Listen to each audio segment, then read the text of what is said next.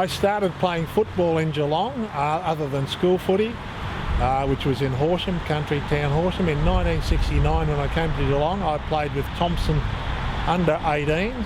I missed the first 3 games. Runner-up in the best and fairest, and God only knows how I did that. 6'8" helped, I think.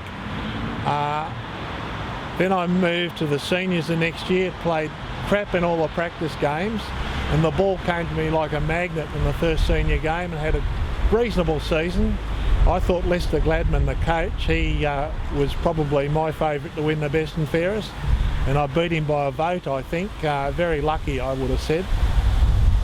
Then in 1970, I went across I got invited to Geelong, like anyone in the district that won a best and fairest, got invited across to Geelong. Played 3 reserve grade games, and then while I was playing for the Gordon Institute of Technology, busted a thumb and spent 6 weeks out. I came back to play footy, didn't tell Geelong anything, and I played a game with Thompson. They talked me into it, the naive, gullible young lad that I was, and I think I had probably 15 marks and kicked 1 goal 8 from about 15 metres out. So I didn't have a good day, and then got censured by the Geelong Football Club and basically exiled for the year. Managed to play in the finals that year with Geelong in the preliminary final, got done. Vowed I'd make a commitment, if ever played in another final, I wouldn't stop running until the game finished. I had a bit of a rest in the 3rd quarter, and the other side got in front, and we never got it back. In 1972, Billy Goggin invited me down to Geelong West, and I was still pretty naive in the ways of football, and I played with a bunch of great blokes who, strangely enough, we didn't lose a game that year. And I suppose the thing I remember about that year most was the games against Caulfield. Every game we played them, they got a bit closer, and we beat them, I think, by 4 points in the granny. It was a great team effort. Won the preliminary final by a kick after the siren. Alex Angelkovic, been on the ground 30 seconds. Phil Evans took 4 bounces up, lined up the goals, went off the side of his boot, and Alex takes a mark 20 metres out directly in front. And when he kicked the ball, the divot went through the goals before the ball did. So Caulfield players would all run out of the goal, so it was a clear goal. Mightn't have been if they'd been in the goal square. And then we moved on to the next year with Geelong West. We played we got promoted to First Division, and we played a reasonable season.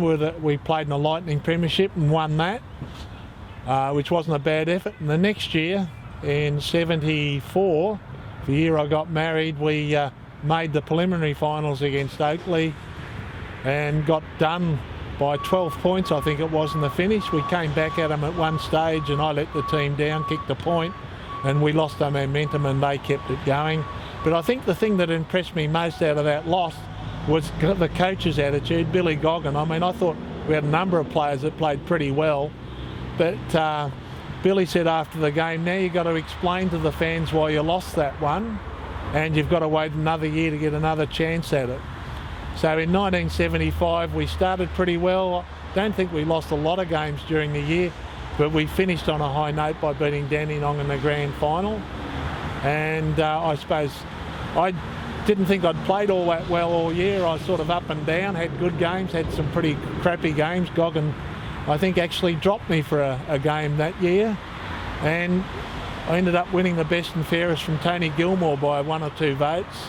And Tony should have won it. He was clearly the best man in the club. So I never forgot that. And I always felt sorry for Tony because he was so consistent during the year, and probably missed votes because he was consistent. The next year I got invited to play with Geelong. I played 6 games, did my hamstring, spent a lot of time out, and I really wasn't enjoying it there too much. The next stayed another year, and I played, I can't remember how many games I played. It wasn't over 10 anyway.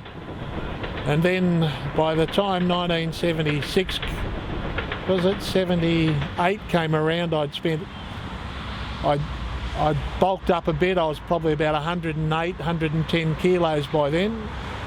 And I had a fairly successful year with the club at Geelong. We made the finals, and I sat on the bench for the finals, both finals games. Got a bit of a run at Foots when we played at Waverley, and we won. Wasn't particularly involved in the game, and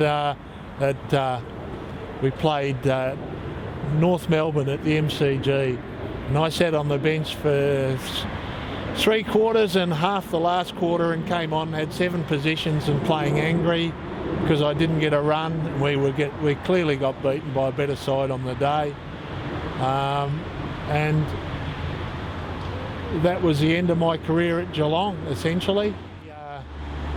Went to Tassie coaching, played for Cooey, and we missed out on the finals by 0.02% or something.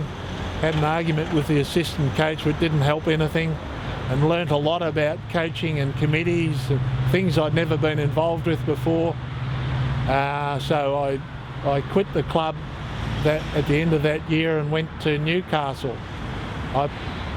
So that would have been 1982, I think it was, 82. I went to Newcastle, coached a side there, Western Suburbs.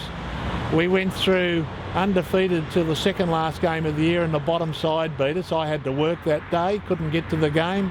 The assistant coach made a couple of bad decisions. Players lost a bit of confidence. We got done by a point. But gee, wasn't that enough to fire them up for the finals, because I was angry at them, and we went on and won the finals. We lost the second semi and we won the granny, which was nice little effort, and the next year we won the granny as well in a much harder game, but it was still nice to win. So I think I've been pretty successful as a footballer in terms of numbers of finals I've played in. I've only lost preliminary finals. I've never played in a losing grand final, strangely enough, which was rather nice. It's always good to play in grand finals. I think the most excited I was after a grand final was after we won the game at West in 72. I think that was, for me, a significant occasion. It was a close game, and I'd never won a grand final. I'd never won a final at that stage. So yes, it was a memory I'll always have, and I'll never forget that final. How I was as a footballer, well, I guess being 6'8" was enough at the start. I was able to reach the ball ahead of most of the opposition. I remember playing 18's game and have the wingman out on the, well, there wasn't a square then, but you'd have him out wide and you'd just punch the ball out to him and he'd run in and kick a goal. It was pretty simple. And I really didn't do much as a footballer other than win the taps. Probably wasn't taking a lot of marks. I guess the first year I took a few marks was when I moved into seniors at Thompson. When I went to Geelong West, I wasn't, again, it was being 6'8". I remember Goggin got Polly Farmer over, and he gave us some coaching advice and explained how the umpires never bounce it into themselves, always away. Bit dumb, you might think, but I think a lot of ruckmen even today could do with that advice, and approach the ball opposite the umpire rather than running straight at one another, and there'd probably be less injuries as well. And I guess my skills at doing that, being my height, even if they got over me early in the game, by the end of the game being 6'8", meant that I was still 6'8", and they'd stop jumping 2 feet over me back to a 6-inch jump because they were tired, and I was able to get over them later in the game. I don't think anyone beat me all game. I think I was able to get on top late in the game.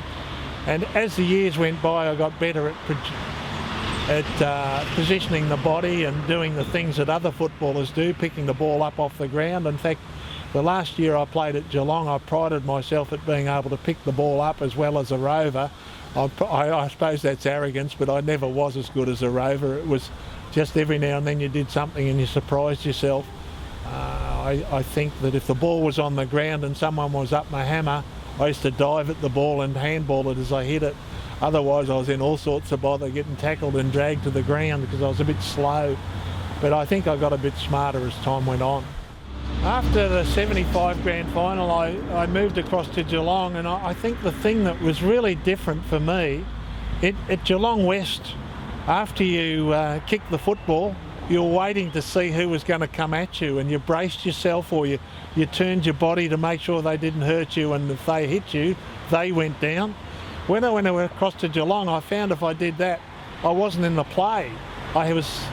You actually had to move on, so the game was much cleaner at the AFL or the VFL level in those days, and so you actually had to keep running, and that was a big change for me, and I suppose I struggled with that for the first three or 4 years, and in 78 I actually managed to get that right. Olsen managed to, and I suppose Olsen was the only other coach that I had, and he managed to make me successful by running me really hard at the start of the season in 78, and I played 18 games that year and was reasonably successful. Unfortunately got suspended before the finals, which was really disappointing, but as I say, the difference was really just the pace of the game and being a bit stronger, and I think I learnt to be, I think I started at the end of the year in 78, I think I started to get skills, whereas up to then being 6'8" was the biggest factor. So I suppose in conclusion, it really was all about getting those skills that made me the better player when I moved to Geelong, but it took me 4 years to get where I was proficient. Warwick Yates, yes, when he came over in, I think it was 74, maybe 73, it was sort of a two-way contest between Warwick and myself, I suppose, for the ruck position. Warwick was a very difficult man to play in the ruck, and I think I was asked around that time who was the most difficult ruckman I played against, and of course I came up with Warwick Yates, which was fairly true, and Warwick probably thought the same about me. We both managed to get tangled up a few times in practice events, but Warwick's best skills were found after he got knocked out at Williamtown one day.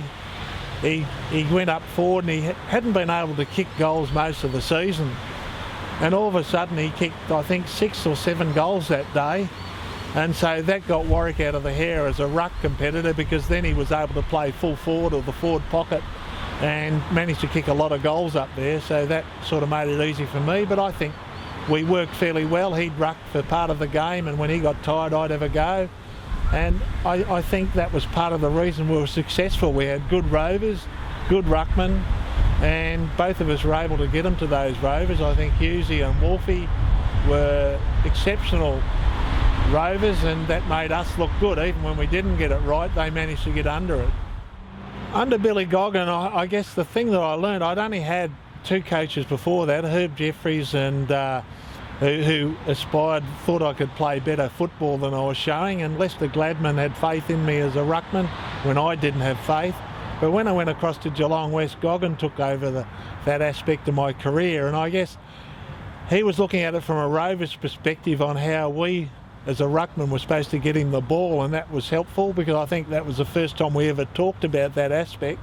But he was a very determined man and very focused on what his goals were, and I think that helped me focus as it did for everybody else in the team.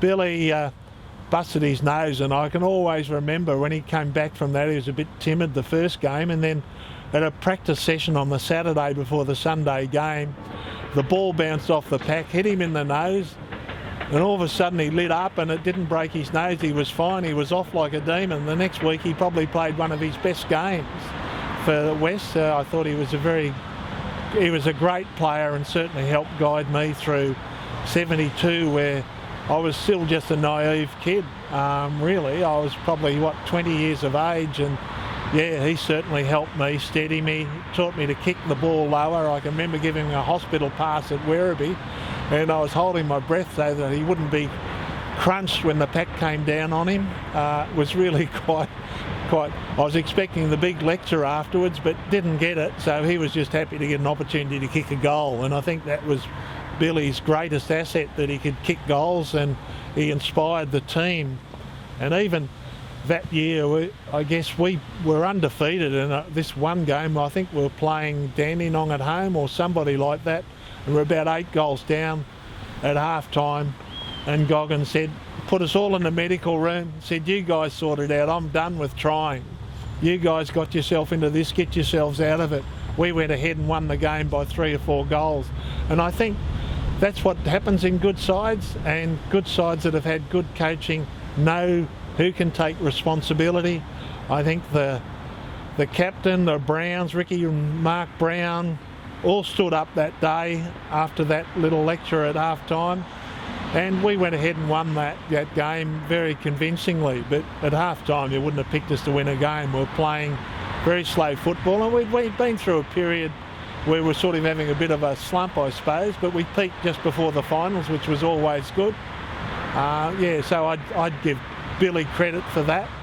In terms of opponents, I suppose the fiercest 2 opponents I played against would be Harold Martin, who quite honestly just ran at you and tried to knock you over and try and knock you out if he could. And the other bloke would have a bloke called Eddie Mealy. He cleaned me up a few times. He was certainly very fierce at the ball, and in the 75 grand final I knew he was going to come at me and try and cork my thigh. I tried to get above him. I was half successful. He only partially corked it, but late in the game I was suffering. But yeah, look, it was a great contest with any of those. And Van der Beek, the other ruckman for Dandenong, he was a bit bigger and probably harder to outreach and had a better jump than me. But yeah, they'd be the hardest 3 that I remember from those days.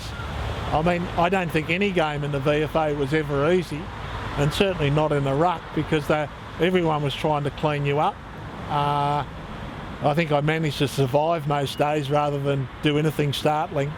In terms of the toughness of the game in those days, there were all sorts of players out there that wanted to knock your block off.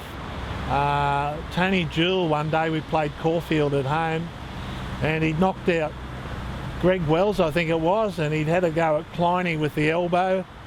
And after he knocks out Wellsy, I get the runner come out from Goggin saying, you got to take him out. And I didn't need a runner to tell me what to do. If the opportunity presented itself, I would make sure that Tony Jewell was going to know that he shouldn't be going around knocking my teammates around. And fortunately for me, just shortly after the runner came out, there was a fella called Colin Arklay came running past me chasing the ball. I said to him, you get it, I'll shepherd.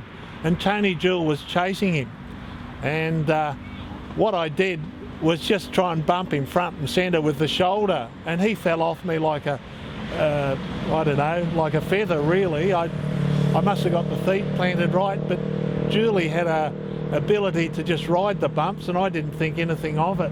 And I think I was 22, and at the end of the game I found out I'd busted 2 of his ribs or something, and I felt totally sick that it actually damaged somebody. And I guess from that day on it changed my view of dishing it out, perhaps to a more moderate view. But generally, if something happened, I'd let people know. I mean, another incident, I think it was again at Oakley, somebody hit, I can't even remember who they hit, it might have been Terry Bright, and got the runner sent out to look after him the same way as I did Jewell. So that's why I say it was unfortunate that it was just after the runner came out that I actually flattened Tony Jewell.